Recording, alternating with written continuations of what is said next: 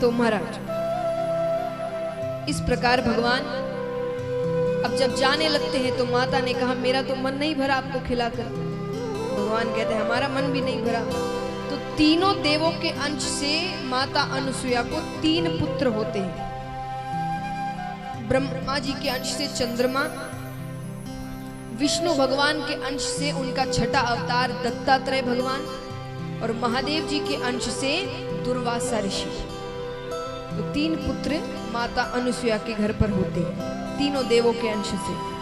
तो ये भगवान का छठा अवतार हुआ, दत्तात्रेय अवतार। 7वां अवतार भगवान स्वयंभू मनु सची के द्वारा मनु हुए।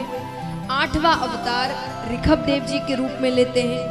9वां अवतार राजा पृथु के रूप में लेते हैं। भगवान एक राजा का अवतार ग्रहण करते हैं और उन्हीं के नाम से धरती का नाम पृथ्वी पड़ता है। राजा पृथु ने जब राजकाज संभाला तो धरती का नाम पृथ्वी पड़ता है। ये भगवान का 9वां अवतार। 10वां अवतार मत्स्य अवतार, मछली का रूप भगवान लेते हैं। 11वां अवतार कच्छप अवतार, ये भगवान समुद्र मंथन के समय लेते हैं और मद्राचल पर्वत को अपनी पीठ पर रखते हैं। चौथे दिन आप सुनेंगे ये कथा। तो ये भगवान का 11वां अवतार। 12वां अवतार धनवंतरी जी के रूप में। ये जितनी भी औषधियां हम सब लेते हैं ना, दवाइयां, ये दवाइयां और औषधियों की खोज या इसकी शुरुआत धनवंतरी जी ने करी थी। अब देखिए, आप एक डॉक्टर के पास जाए तो वो कभी आपको ऐसी चीजें नहीं बताएंगे कि ऐसा ऐसा करोगे तो दवाइयां लेने की जरूरत नहीं पड़ेगी। कोई भी बताएगा? सब चाहेंगे दवाइयां तो भाई लेनी चाहिए। धनवंतरी जी ने औषधियां बनवाई, लेकिन उसके बावजूद वो कहते हैं कि 3 ऐसी चीज कि अगर आप इन तीनों चीजों को अपने जीवन में उतारते हैं शुरुआत से, तो कहा जाता है कि आपको जीवन भर डॉक्टर को दिखाने की जरूरत नहीं पड़ेगी। गिर पड़ जाओ बात अलग है, बीमारियों के कारण कभी डॉक्टर को दिखाने की जरूरत नहीं पड़ेगी। कैसी चीज है? बहुत साधारण सी चीज है। पहली चीज, सुबह उठते ही जल का सेवन, दोपहर में दही या छाछ का सेवन और रात्रि में दूध का सेवन। लेकिन ये चीजें इधर उधर नहीं होनी चाहिए कि रात्रि में दही ले लेंगे और फिर कहेंगे सुबह भाई तबीयत खराब हो गई, तो गलती है। धनवंतरी जी कहते हैं कि इन 3 चीजों को जो अपने जीवन में उतारे शुरुआत से, उसको कभी डॉक्टर को दिखाने की जरूरत नहीं पड़ती, उसे कोई रोग नहीं होता। तो महाराज ये भगवान का 12वां अवतार। 13वां अवतार भगवान मोहिनी रूप अवतार लेते हैं। ये भी भगवान समुद्र मंथन के समय लेते हैं, मोहिनी रूप। फिर भगवान नरसिंह अवतार लेते हैं। 15वां अवतार वामन अवतार लेते हैं भगवान। 16वां अवतार परशुराम जी महाराज के रूप में लेते हैं। 17वां अवतार श्री वेदव्यास जी महाराज के रूप में लेते हैं। 18वां अवतार मर्यादा पुरुषोत्तम श्री राम के रूप में लेते हैं। 19वां अवतार बलराम जी के रूप में लेते हैं। 20वां अवतार श्री कृष्ण के रूप में लेते हैं। 21वां अवतार भगवान बुद्ध के रूप में लेते हैं। और 22वां अवतार जो कलयुग में होगा, संबलपुर गांव में विष्णु यश नामक ब्राह्मण के घर पर भगवान कल्कि अवतार लेंगे। उस अवतार के बाद दुनिया खत्म हो जाएगी, फिर नया युग आरंभ होगा। ये भगवान कलयुग के अंत में लेंगे। तो मिलाकर कितने अवतार हुए? 22 अवतार हुए और 2 अवतार जो हमने बताए थे, तो मिलाकर 24 अवतार। भगवान ने कुल 24 अवतार लिए हैं। कल की अवतार होने जाएगा, लेकिन उसको अवतारों में ही, भगवान के इतने ही अवतार हैं। फिर वापस से जो पुराने युग है वो ही आ जाएंगे। तो भगवान ने इतने अवतार ग्रहण किए। अब शौनकादि ऋषि कहते हैं कि प्रभु ये कथा आप तक कैसे पहुंची, लिखी कैसे गई, क्यों हुआ ऐसा? सूत जी कहते हैं कि सबसे पहले ये कथा भगवान ने ब्रह्मा जी से कही हंसा अवतार में। ब्रह्मा जी ने नारद जी से कही, नारद जी ने वेदव्यास जी से कही, वेदव्यास जी ने अपने पुत्र शुकदेव जी से कही और शुकदेव जी ने मुझे अपना शिष्य समझकर कही। बोले भगवान ने ब्रह्मा जी से कही, ब्रह्मा जी ने नारद जी से कही, बातें समझ आती है। ये कहानी ऊपर ही ऊपर चल रही है। और हमारे साथ भी होता है ना, कोई अच्छी खबर मिले तो अपने रिश्तेदार परिवार को बताते ही है, आसपास जो भी है। तो ऊपर ही ऊपर उन्होंने अच्छी कथाएं हैं एक दूसरे को बता दी। लेकिन ऐसा क्या हुआ कि नारद जी को ये कथा वेदव्यास जी को कहने के लिए पृथ्वी पर आना पड़ा, क्योंकि वो पृथ्वी पर रहते हैं। सूत जी कहते हैं कि एक बार वेदव्यास जी, ज्ञानी पुरुष होते हैं ना, वो कुछ ना कुछ चिंता करते ही रहते हैं कि क्या और नया करे कि सबका कल्याण हो, सबको अच्छी बातें सुनने को मिले और अच्छी चीजें हो। तो एक दिन बैठे बैठे वो सोच रहे हैं कि कलयुग के जो जीव होंगे वो भगवान में ज्यादा होंगे नहीं, समय उनके पास काफी कम होगा, धन के पीछे भाग रहे होंगे, तो ऐसे में उनका कल्याण कैसे होगा? ग्रंथ वेद उपनिषद कुछ वो पढ़ना नहीं चाहेंगे। अब ये सोचते सोचते उनकी चिंता इतनी बढ़ती गई कि अंत में वो जोर जोर से रोने लगे। कहा जाता है संत या साधु ये किसी वेशभूषा का नाम नहीं है कि भाई ऐसे ऐसे कपड़े पहने हैं, ऐसे ऐसे रह रहे हैं तो भाई ये संत है, ये साधु है। नहीं, संत की परिभाषा भागवत जी में क्या दी गई है? एक ऐसा व्यक्ति जो अपने दुख और सुख दोनों में सामान्य रहता है, उसे दोनों में ही कोई फर्क नहीं पड़ता। दुख आए तो भी वो सामान्य रहता है, सुख आए तो भी उसे कोई फर्क नहीं पड़ता।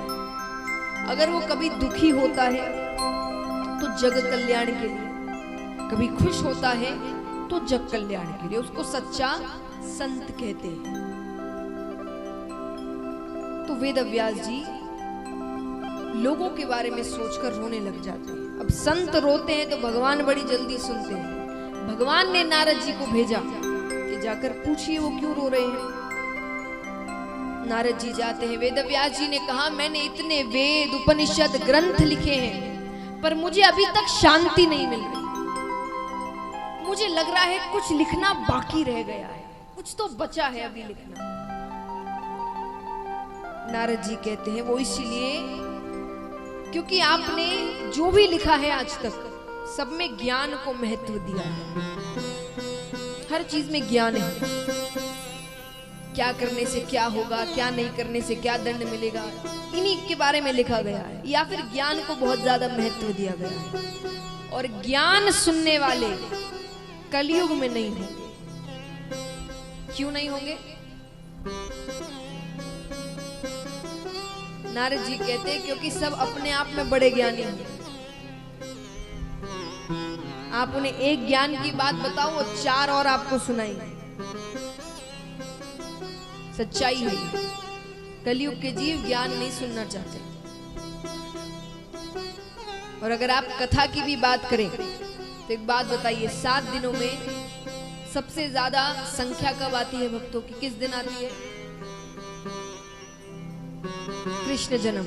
उस दिन कौन सी ज्ञान की बातें होती है? उत्साह है, नृत्य है, आनंद है, उत्सव है। उस दिन सबसे ज्यादा भक्तों की भीड़ होती है। और सबसे कम किस दिन होती है? उस दिन सबसे ज्यादा ज्ञान की बातें। उस दिन सच में आपको, कल आपने क्या सुना? सत्य क्या है, संसार सत्य नहीं है, झूठा है, भगवान सत्य है, भगवान के रूप कितने हैं, सब ज्ञान की बातें आपको बताई जा रही है। उसके बाद अब से आज से लीलाएं शुरू हो गई है। अब एक एक लीला चलती रहेगी। कल लीलाएं नहीं थी, कल ज्ञान की बातें थी कि आपको स्वरूप बता दिया जाए कि भागवत जी का स्वरूप क्या है। तो वो भगवान का स्वरूप है। भगवान के 3 रूप हैं, सत्य चित आनंद। इन्हीं को अब विस्तार में लीलाओं के माध्यम से आपको बताया जाएगा। तो सबसे कम संख्या होती है पहले दिन, क्योंकि सबसे ज्यादा ज्ञान की बातें होती है। तो नारद जी ने कहा ज्ञान सुनने वाले नहीं होंगे। तो क्या सुनने वाले होंगे? बोले प्रेम और भक्ति सुनने वाले बहुत होंगे। तो आप प्रेम रस भरिए। प्रेम रस कैसे भरे? भगवान की लीलाएं लिखिए, भगवान ने क्या क्या किया, क्यों किया, कैसे किया, वो सब लिखिए। तब वेदव्यास जी श्रीमद् भागवत लिखना आरंभ करते। इसमें क्योंकि सारी चीजें हैं, भगवान के पूरे 24 अवतारों के बारे में इसमें लिखा गया है। इसमें राम अवतार भी आ रहा है, कृष्ण अवतार भी, हर अवतार के बारे में बताया गया। तो अब वेदव्यास जी लिखना आरंभ करते हैं। सबसे पहले वो महाभारत का प्रसंग लिखते हैं। ये प्रसंग 7वें दिन विस्तार में आएगा, तो आपको तब बताया जाएगा। अभी संक्षेप में कहती हूँ। महाभारत का युद्ध प्राय खत्म हो चुका था। पांडवों की जीत हुई, कौरवों की हार हुई। अब यहाँ पर रणभूमि में दुर्योधन पड़े हुए हैं, अधमरी हालत, पर मृत्यु नहीं हुई। और हालत ऐसी है कि कोई भी देखकर ये कह दे कि ऐसा कैसे हो सकता है कि इस व्यक्ति की मृत्यु नहीं आ रही। ऐसी हालत है उनकी, पर मृत्यु नहीं हुई। अश्वत्थामा उनके मित्र थे। वे आते हैं, आकर पूछते हैं कि सब कुछ तो खत्म हो गया, कोई नहीं बचा है, अभी तक तुम जीवित कैसे हो? दुर्योधन ने कहा, हम 100 कौरव थे। कितने? वो 5 पांडव थे। ये संभव है कि एक तरफ 100 व्यक्ति खड़े हो और एक तरफ 5, और 100 की 100 खत्म हो जाए और 5 में से एक कम ना हो? ये संभव है? दुर्योधन कहते ये बात मुझे मरने नहीं दे रही कि ऐसा हो कैसे गया कि हम 100 की 100 मारे गए और उसमें से एक कम नहीं हुआ। अश्वत्थामा ने कहा, तो मैं कुछ कर सकता हूं तुम्हारे लिए? बोले, कर सकते हो अगर तुम मुझे उन 5 पांडवों के कटे हुए सर ला कर दे, मेरी मृत्यु हो जाए। अश्वत्थामा कहते ठीक है। अब देखिए, युद्ध अभी ही खत्म हुआ है, तो ऐसा नहीं है कि सब अपने अपने राज्य चले गए, वहीं पर शिविर लगे हैं, वहीं रह रहे हैं। तो अब अंधेरे का समय है, रात्रि का समय है, तलवार लेकर अश्वत्थामा जा रहे हैं। उजाला नहीं है, कुछ दिख नहीं रहा। तो पांडवों की जगह वो पांडवों के 5 पुत्र हुए थे, उनके शिविर में चले जाते हैं। शिविर के अंदर और अंधेरा है, और कुछ नहीं दिख रहा उन्हें। तो पांडव समझ के 5 पांडव 5 पुत्र, तो पुत्रों के कमरे में चले जाते हैं और गलती से अंधेरे में, धोखे में पांडव समझकर वो पांडवों के 5 पुत्रों के सर काट दिए। अब बाहर तो ऐसे सर ला नहीं सकते, सेवक है कितने। तो एक बड़े से परात में 5 सरों को रखा गया, उस पर वो कपड़ा डालते हैं। सब कुछ शिविर के अंदर हो रहा, अंधेरे में कुछ नहीं दिख रहा उन्हें।